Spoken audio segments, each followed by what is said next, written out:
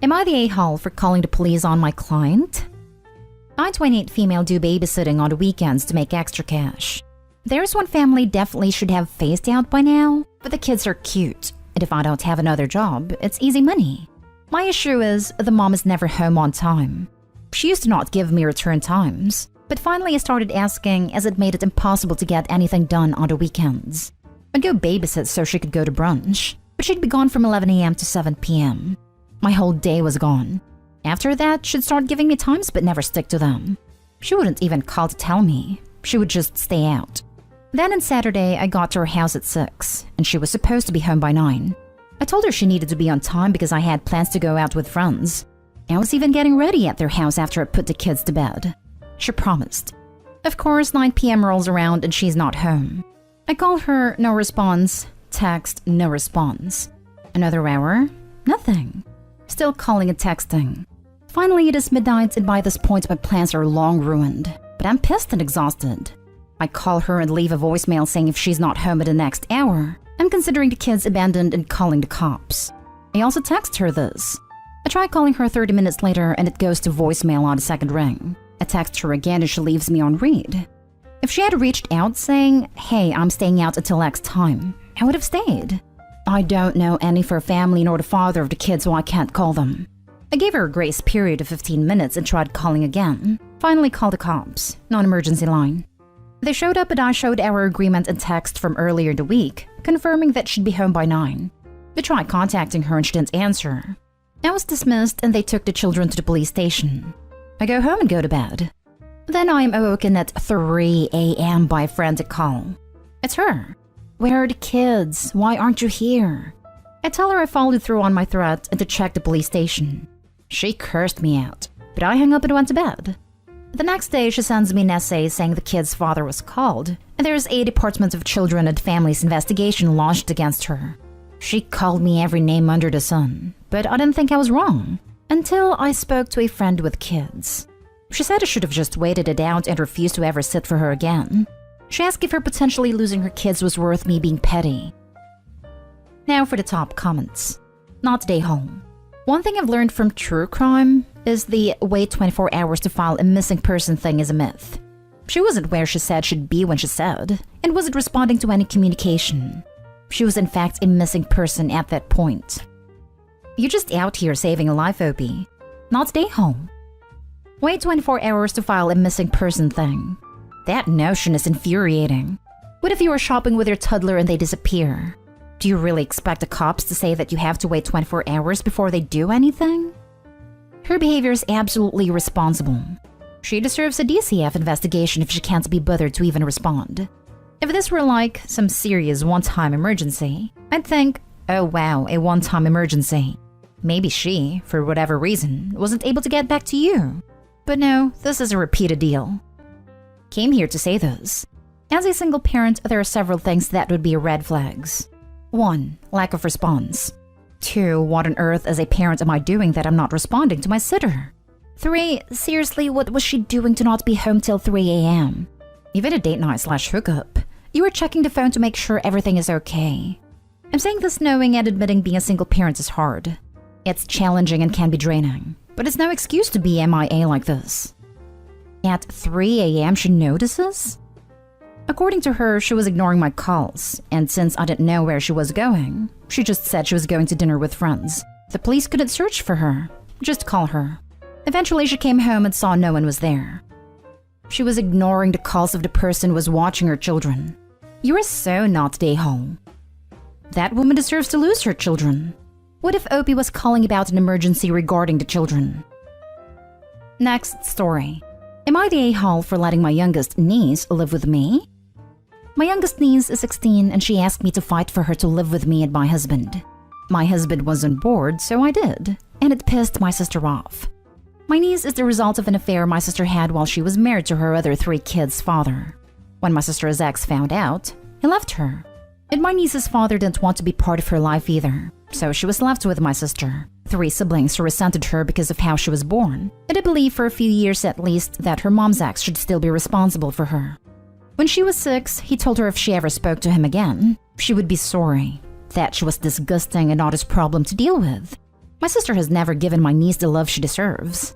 She always expected her just to be happy, to feel loved and wanted, despite most people not wanting her and making it very loud and clear for her.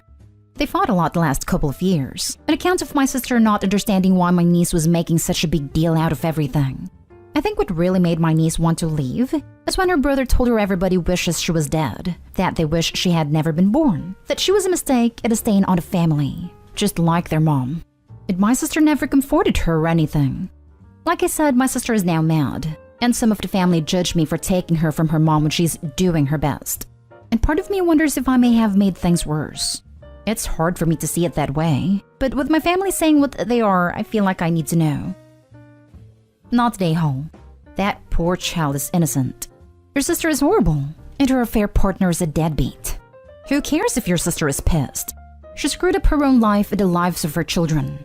Your ex-brother-in-law is also an A for making threats and saying horrible things to a 6-year-old child. Take her and give her the love she needs. They punished her for being born. They don't deserve to even talk to your niece. Your sister isn't doing her best. At best, she's being neglectful of her daughter. Everyone in her immediate family that should love her doesn't. She's completely innocent of her parents' affair. Your sister probably just doesn't like the idea of the image of having her daughter live with you. Oh, hell no. Not today, Hole. I will never understand how a bunch of adults can be that cruel to a child for something that could never be their fault. And I can understand the pain from being cheated on. But to threaten a 6-year-old like that? You really have to be special kind of messed up. It seems you are the only one that actually cares about that poor girl. Please protect and love her as they all should have all this time. Yet you read that all the time on Reddit. Some poor kid is born as the result of an affair, and some people blame the kid. For what? Being born? It's the height of cruelty and makes no sense whatsoever. Not today, home. Your sister sucks, and your niece is lucky to have someone who loves her and willing to support her. She's being mistreated in that house. Why do children always seem to be getting punished for an adult's decision? Because the adults are awful people who don't own up to their mistakes and would rather shift the blame. Next story is titled, Am I the a-hole for not taking my niece and nephew out on Halloween? I, 32 female, work as a paramedic and work 10-hour shifts. We are short-staffed at the moment, and I am working the overtime that is given. My niece, 4 female, and nephew, 5 male, are all set and ready for going out on Halloween. My sister and brother-in-law work different hours, and will reach out to me if I am available.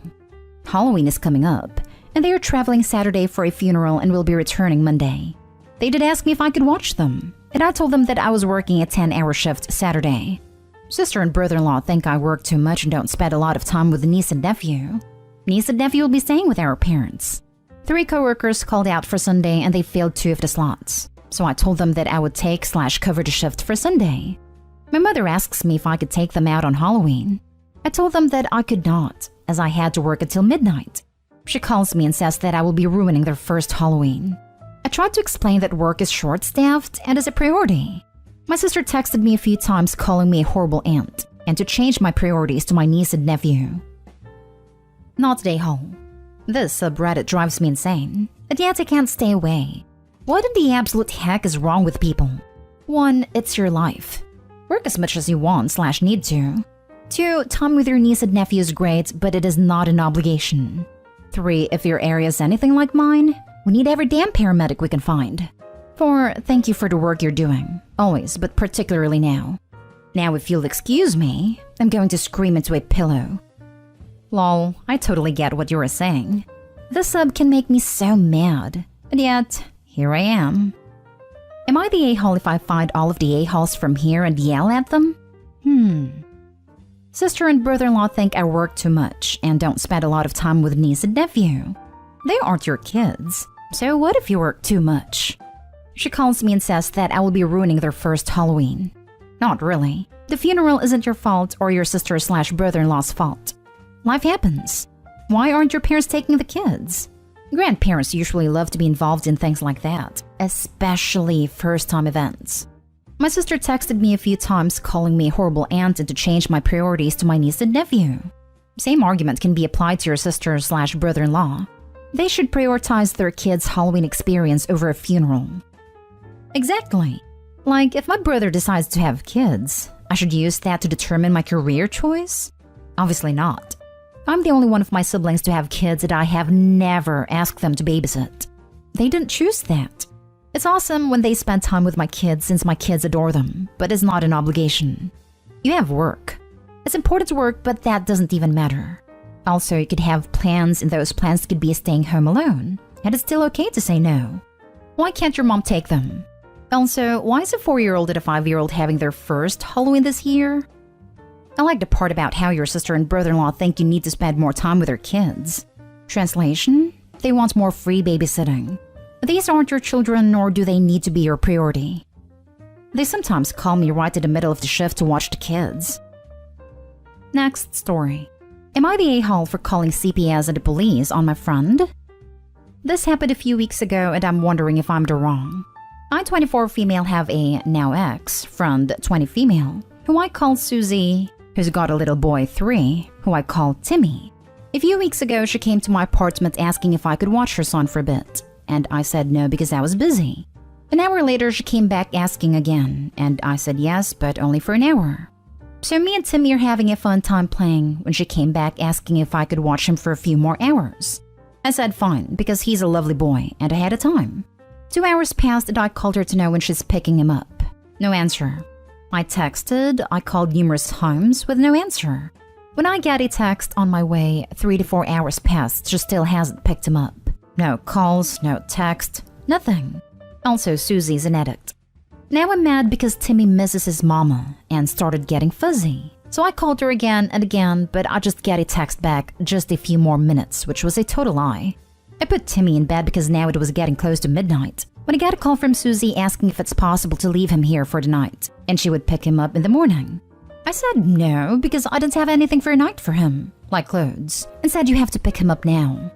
She didn't show up, but I got a text from her promising me she would pick him up early in the morning, which surprised she didn't.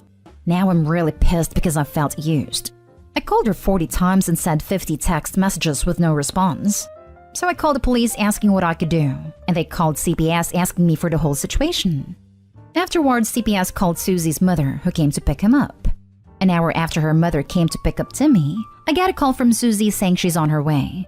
I told her everything, and she called me a witch and an a-hole for doing that to her. My grandma said I did nothing wrong, but a few mutual friends said that I am. So am I the a-hole? Edit. I have to say that I texted her saying that I will call the police if she doesn't answer me. Also, I suffer from depression and PTSD. I'm good with kids for a few hours, but that was too much.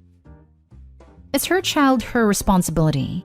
If she's not providing adequate care, that's her problem. I wonder if her mother cut her off on babysitting for similar reasons. That poor baby. I'm so glad that the authorities have her flagged now. It's not okay to abandon your kid with someone who has not consented. Literally, what else were you supposed to do? She lied to your face and abandoned her kid. You made a right call. Not today, home. Hopefully the kid can go live with his grandma. The mom sounds awful. And yes, she used you as a free babysitter so she could go and do her own thing. She didn't ask her mom to take care of the kid for a reason. You agreed to babysit for an hour, not an entire day. The situation requires the involvement of CPS. Now for the last story. Am I the a-hole for rubbing a painful truth in my parents' faces? My half-sister got married in July, and my family was all there. Me and my brother and sister didn't really want to go, but our parents made us. We didn't want to go because the 3 of us always felt like our half-siblings, half-sister is 27 and half-brother is 24, didn't really want us around. My parents always dismissed that. Mom said she knew her kids and that, of course, they wanted us around. We're their family. It was actually fights between me and them because I said at 17 I should have the choice not to go, and they disagreed. After the wedding, my parents tried to buy a couple of wedding photos from the photographer, but it turned out my half-sister and her husband had the photographer delete all the blended family photos. The only ones she kept were her parents, and full brother. Some with our mom and their dad's side of the family where me and my brother and sister weren't included, and all her husband's side's photos. So she had the photographer delete every photo with us and my dad and them for her side. My mom was so upset. She at first blamed the photographer, but he told mom it was at the request of the bride and groom. My half-sister said she had no use for the photos they had deleted and they only wanted to keep the ones they wanted. My half-brother told mom it didn't make sense to keep photos that only she would care about. She asked about me, my siblings, and dad. It is said our feelings were not a priority for his sister or for him. My parents were both upset by the whole thing. My younger sister cried so hard too. She really got her hopes up because of what our parents said, and to have the whole thing blow up like this was hard on her. Plus, they talked about buying the photos to her and how nice it would be to look back on those photos and have some in our house. I told my parents they should have listened to us better. That they hurt my sister because they wanted to just believe, instead of stopping to think that the fact 3 out of 3 of their kids together felt this way might warrant some discussion. My parents are mad at me for rubbing their faces in it. I so badly wanted to say I told you so, but I didn't. But I'm pissed at them because of how my sister is now feeling dumb for believing in the people she should believe in. And my brother is thinking about the hours wasted at the wedding when he could have been having fun with his friends. Am I the a-hole? Not the a-hole. That's the few people you don't need to send Christmas cards to. Inviting you, having you post for photos, then deleting them without offering them to you is about as clear as please buzz off forever. I think you can bump both of them to no contact status. And to save you a post in a few years, they can get their own freaking babysitters. I think it's better to keep contact, so that when they need something in a few years, you can tell them your feelings are not my priority at this time. Oh yes, the pettiness of the long game. If they can stand the additional headache this event will inevitably bring up in the next months and years, I definitely have Opie and siblings hold on as low contact, before mic dropping and Moon walking away into no contact. Your parents have been idealizing their family dynamic. In denial. They now know that you're right and are acting out in heartbreak. Not the a-hole. Your parents were optimistic and your half-sister was just mean. To think that someone would behave in such a spiteful way on her own wedding day is sad. At least when any one of you 3 gets married, if you do, or with any other social events, you can dispense with having your half-sister around.